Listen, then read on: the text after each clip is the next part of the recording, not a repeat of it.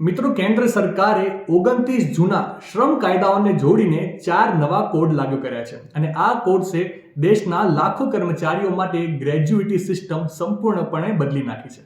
ત્યારે આજે સરકારે જાહેર કરેલા નવા લેબર કોડ હેઠળ મળવાપાત્ર ગ્રેજ્યુઇટી અંગે ખાસ જાણવા જેવી બાબતો વિશે હું આપને ઝડપથી જણાવી દઉં.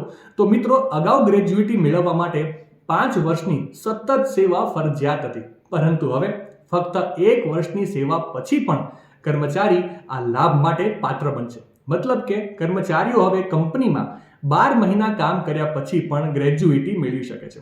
આ નિર્ણય પ્રોજેક્ટ અથવા કોઈ કરાર પર ટૂંકા ગાળા માટે કામ કરતા તમામ કામદારો માટે એક સમાન રીતે લાગુ પડશે. ગ્રેજ્યુઇટી માટેની કરમુક્ત મર્યાદા પહેલા ₹10 લાખ હતી, જે હવે ₹20 લાખ કરવામાં આવી છે.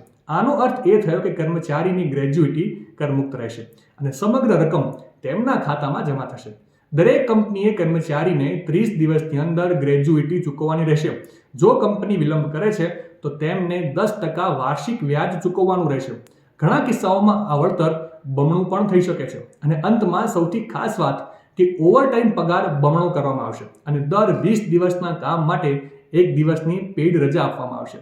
માહિતી સારી લાગી હોય તો રીલને વધારે શેર કરજો અને આવી જ અવનવી માહિતી માટે સંદેશ ડિજિટલ સાથે જોડાયેલા રહેજો.